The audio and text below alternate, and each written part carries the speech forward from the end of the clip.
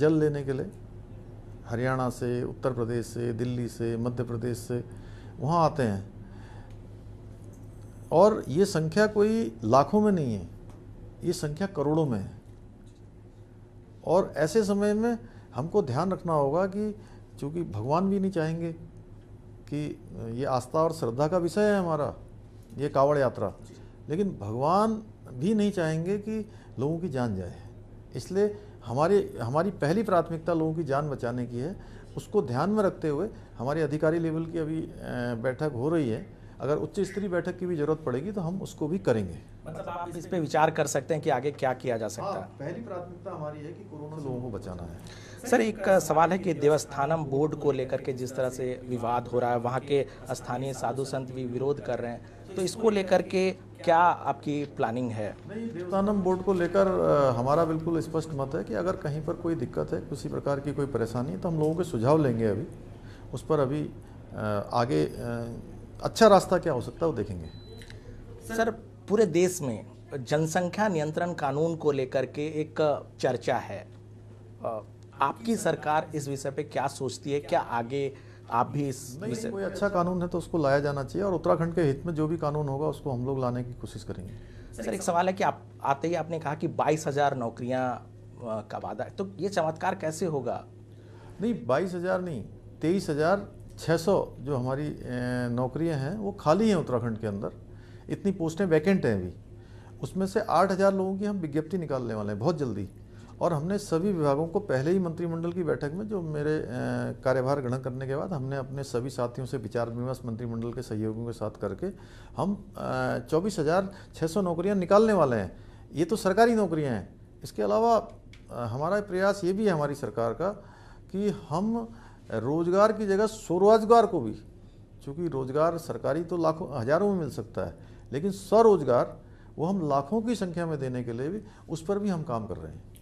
Sir, एक सवाल है कि उत्तराखंड के इतिहास को अगर हम देखें तो कोई भी सरकार रिपीट नहीं होती है, तो ये भी आपके मन में है इस तरह की कोई बात कि ये कैसे इसको पलटा जाए? मैं वर्तमान में जीने पर विश्वास करता हूँ। मेरी कोई राजनीतिक पृष्ठभूमि नहीं थी। मेरी पार्टी ने, मेरे केंद्रीय नेतृत्व ने, प्रधानमंत्री जी ने, गृह मंत्री जी ने, हमारे राष्ट्रीय अध्यक्ष जी ने मुझे काम दिया है। इसलिए वर्तमान में मेरे पास काम है। उत्तराखंड के मुख्य सेवक के रूप में मैं उत्तराखंड की जनता की जो हर संभव सेवा कर सकता हूँ सेवा करूँगा। मैं न तो भूतकाल की चिंता करता हूँ, भूतकाल का न तो पश्चाताप करता हूँ, न भविष्य की चिंता करता हूँ। मतलब ये मान के चले कि अगली बार भी उत्तराखंड में बीजेपी की सरकार आ रही है? हम देखें, प्राणों से जो है जनता की सेवा में लगे हुए हैं, बाकी जनता देखेगी।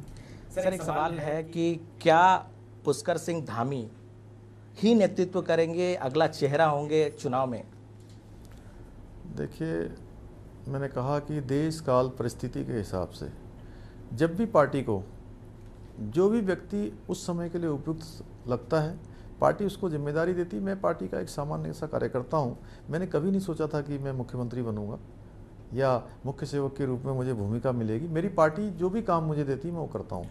आखिरी सवाल सर, चूंकि अब चुनाव में आप लोग जाएंगे, चुनाव की तैयारियां भी शुरू हो चुकी है, किन किन मुद्दों को आप जनता के सामने रखेंगे इन 4.5-5 सालों की उपलब्धियों को देखते हुए? नहीं, देखिए, ऐसा है कि मुद्दे हमारे पास बहुत सारे हैं। उत्तराखंड का विकास बहुत तेज़ी से हुआ है। केंद्र की योजनाएं, चाहे वो गरीबों को अन्न देने की योजना हो, वैक्सीन देने की योजना हो, आवास देने की योजना हो, शौचालय देने की योजना हो, आयुष्मान भारत की योजना हो, जिसमें लाखों लोगों को मुफ्त में जो है स्वास्थ्य की सुविधा मिली है, शौचालय की सुविधा मिली है। जल जीवन मिशन में हर घर नल और हर घर जल की जो योजना आई है, हर घर में जो है, और उत्तराखंड में हमने उसको 1 रुपये में हर घर को जो है पानी देने की व्यवस्था की है। हर घर में नल होगा, हर घर में नल से जल होगा, और मात्र 1 रुपये में होगा।